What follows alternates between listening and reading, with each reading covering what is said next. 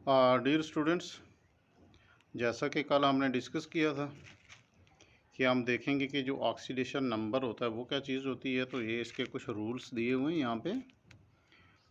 सबसे पहला है कि जो एलिमेंट्स फ्री होते हैं अनकम्बाइंड स्टेट में होते हैं, है ना। तो each atom bears an oxidation number of zero. तो उनके ऊपर ऑक्सीडेशन नंबर लगता है ज़ीरो।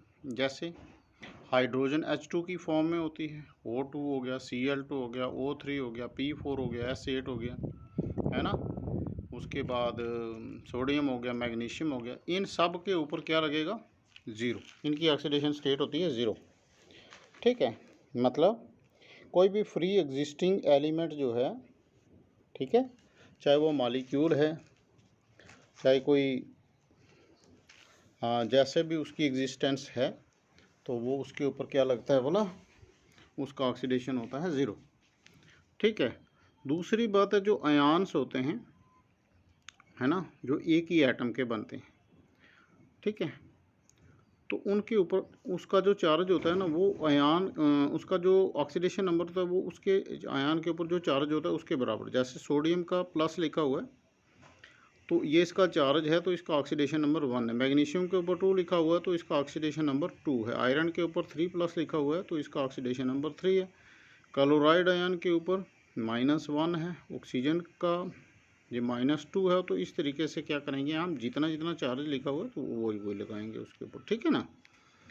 तो एक दूसरी बात ये होगी आपकी, ठीक है।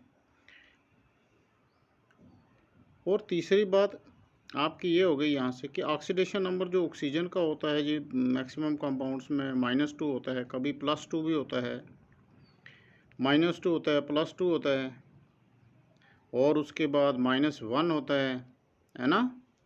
हाँ, ज़ीरो भी होता है। जैसे O2 ऊपर हमने देखा तो O2 में ऑक्सीजन का ऑक्सीडेशन नंबर 0 आएगा। H2O2 में ऑक्सीजन का ऑक्सीडेशन नंबर क्या आएगा? -1 आएगा, ठीक है।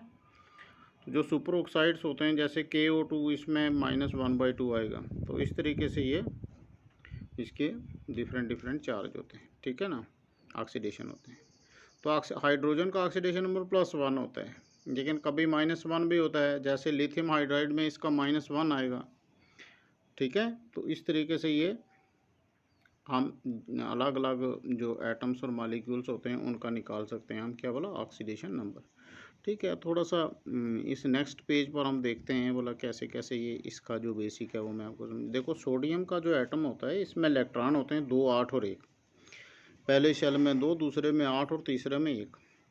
और वही एटम स्टेबल होता है जिसके आउटर मोस्ट मतलब ऑक्टेट जिसका कंप्लीट होता है, मतलब 8 इलेक्ट्रॉन होते हैं। अभी देखो, जब ये 1 इलेक्ट्रॉन दे देगा यहाँ से, ये वाला इलेक्ट्रॉन देगा तो इसके पास 2 और 8 रहेंगे ना। तो 1 इलेक्ट्रॉन दिया, इसके ऊपर 1 प्लस का चार्ज आ गया, मतलब इसकी ऑक्सीडेशन हो गई, ठीक है। तो जो इलेक्ट्रॉन देता है उसकी ऑक्सीडेशन होती है ना। तो ये अल्कली मेटल होता है, अल्कली मेटल की ऑक्सीडेशन नंबर होता है +1। ये दूसरा मैग्नीशियम है, ये अल्कलाइन अर्थ मेटल्स हैं, है ना, बेरिलियम, मैग्नीशियम, कैल्शियम, स्ट्रांशियम, बेरियम और रेडियम। तो इसका 12 होता है, 2, 8 और 2। अब इधर भी 8 होने चाहिए थे तीसरे शेल में ना, तो 8, अभी 6 इलेक्ट्रॉन और तो इसको कोई देगा नहीं, इसलिए ये अपने 2 किसी को दे देगा। तो ये किसने क्या किया कि Mg2+ की ऑक्सीडेशन स्टेट में चला गया। 2 इलेक्ट्रॉन जब इसने अपने दिए, कौन से 2 वाले, ये वाले 2 जब देगा ना, तो ये इसके ऊपर +2 आ जाएगा।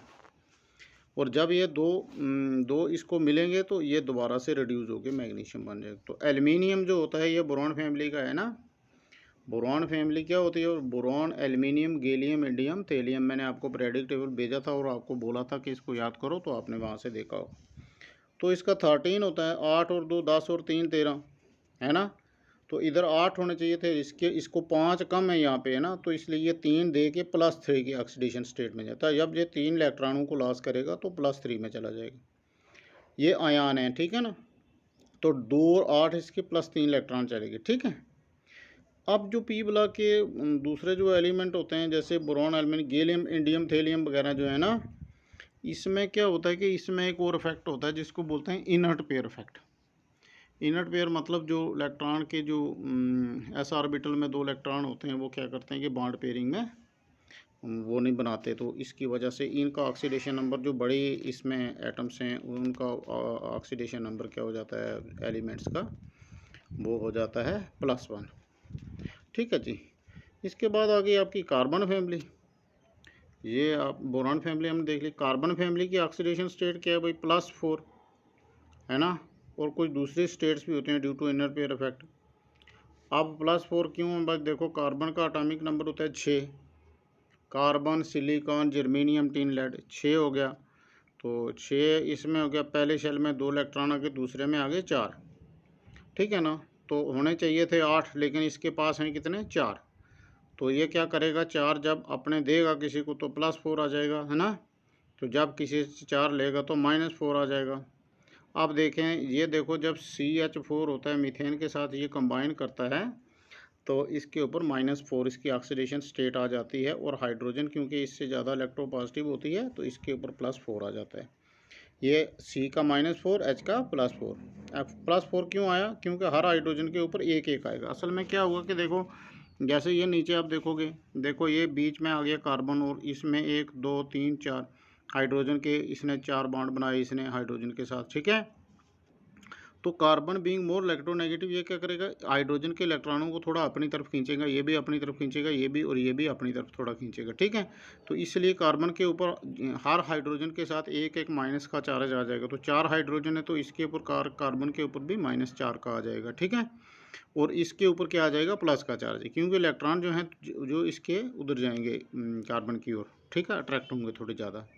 तो CO2 में इसमें कार्बन से ऑक्सीजन जो है ये ज़्यादा इलेक्ट्रोनेगेटिव है, तो इसलिए इसके इलेक्ट्रॉन उधर उधर थोड़ा करेंगे, तो इसके ऊपर +4 आएगा कार्बन के ऊपर, और ऑक्सीजन के ऊपर -4 आएगा। -4 क्यों आता है, एक ऑक्सीजन के ऊपर कितना होता है, 2 चार्ज होता है ना, और 2 के ऊपर कितना होता है, 4 होता है। अच्छा, 2 चार्ज क्यों होता है ऑक्सीजन के ऊपर, बोला किसी को पता है। देखो ऑक्सीजन के पास 8 इलेक्ट्रॉन होते हैं टोटल। तो जब इसके हम इलेक्ट्रॉनिक कॉन्फ़िगरेशन लिखेंगे, 2 और 6 हो गए, तो आउटर मोस्ट में 6 हैं तो होने चाहिए थे 8, इसलिए ये बाहर से 2 लेगा। ठीक है, और 2 क्या करेगा, अब यहाँ पे 2 हैं तो 2 इसके पूरे 4 के 4 इलेक्ट्रॉन जो हैं ये इसके साथ बॉन्ड बनाएंगे। ठीक है, उसके बाद आपका आ गया नाइट्रोजन फैमिली। नाइट्रोजन फैमिली में क्या क्या होता है, nitrogen, phosphorus, arsenic, antimony, bismuth, है ना, तो ये होते हैं सारे। तो ये क्या करेगी बोला, देखो नाइट्रोजन का अगर हम देखें तो इसका एटॉमिक नंबर 7 होता है। तो 7 में देखो पहले शेल में 2 इलेक्ट्रॉन, दूसरे में 5 इलेक्ट्रॉन। तो इसको करेंगे क्या बोला, आउटर मोस्ट जो 8 होते हैं, 8 में से इसके आउटर मोस्ट निकालेंगे हम। ठीक है, इस तरीके से इसके पास कितने बोला, 3 कम हैं। तो जब इसको 3 इलेक्ट्रॉन मिलेंगे तो ये क्या करेगा, गेन करेगा नोबल गैस कॉन्फ़िगरेशन। ओके, फिर ये और भी ऑक्सीडेशन स्टेट में एग्जिस्ट करता है, +3 में, +5 में, है ना, +2 में, +4, +6 में, कभी कभी है ना अनस्टेबल होती है +6 की जो इसकी स्टेट होती है। तो ये आ गया नाइट्रोजन फैमिली का। ठीक है ना, तो इसके बाद आपका नाइट्रोजन फैमिली के बाद आ गया आपकी ऑक्सीजन फैमिली। तो ऑक्सीजन फैमिली में क्या क्या होता है बेटा, देखो इसमें इसकी oxidation state oxygen, sulphur, selenium, tellurium और पोलोनियम, ये ऑक्सीजन फैमिली के हो गए। तो ऑक्सीजन फैमिली में -2 में -2 होती है, +2 होती है, +4 और +6, ये इसकी ऑक्सीडेशन स्टेटें होती हैं। तो -2 कहाँ कहाँ होता है, +2 कहाँ कहाँ होता है, ये मैं थोड़ा बता देता हूँ आपको। जैसे H2O है, अब हमें पता है 2 के ऊपर -2 होता है, तो H के ऊपर, एक H के ऊपर 1 प्लस हो गया, 2 H के ऊपर 2 प्लस हो गया। तो यहाँ पर 2 प्लस और यहाँ पर -2 की ऑक्सीडेशन स्टेट है ऑक्सीजन की। अब यहाँ पर क्या है बोला, ये F2O है, या OF2 कर दो आप।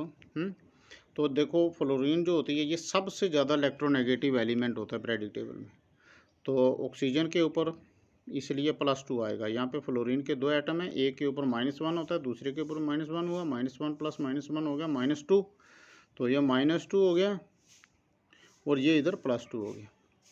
तो यहाँ पे Cl2O जो है इसके ऊपर भी +2 की ऑक्सीडेशन स्टेट है। H2S में जो सल्फ़र है ये -2 की ऑक्सीडेशन स्टेट में। ठीक है, इसके बाद आपके हेलोजन्स आते हैं। हेलोजन में कौन कौन से होते हैं आपको याद होगा, fluorine, chlorine, bromine, iodine, astatine. ठीक है, तो ये बड़े बहुत ज़्यादा रिएक्टिव होते हैं, ये साल्ट बनाते हैं।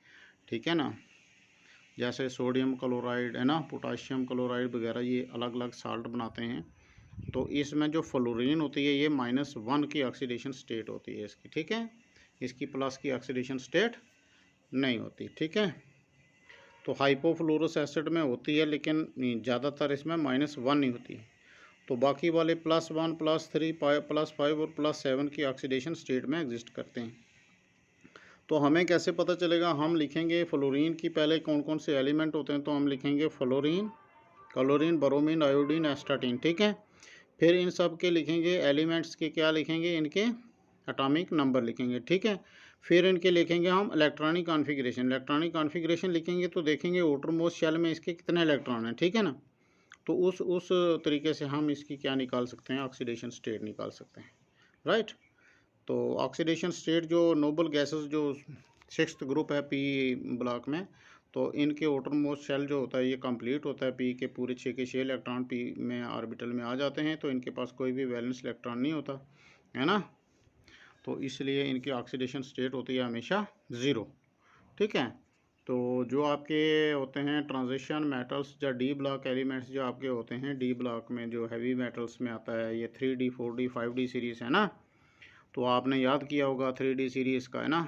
क्या science teacher very crazy man हैं, फिर पढ़ाए कोबाल्ट, निकल, कॉपर, जिंक। तो ये इसका मैंने फार्मूला आप लोगों के लिए बनाया था, वहाँ से आपने याद किया होगा। तो ये शो करते हैं ऑक्सीडेशन स्टेट +1 से लेकर +7 तक। जैसे जैसे इनके आउटरमोस्ट शेल में इलेक्ट्रॉन होते हैं वैसे वैसे ये इसकी ऑक्सीडेशन स्टेट शो करते हैं, ठीक है। तो मुझे उम्मीद है कि आपको इसकी समझ आ गई होगी। तो इसके बाद वाली दूसरी वीडियो में हम करेंगे कि हम ऑक्सीडेशन स्टेट किस तरीके से निकालते हैं, उसके क्या क्या फार्मूलाज। Okay, thank you.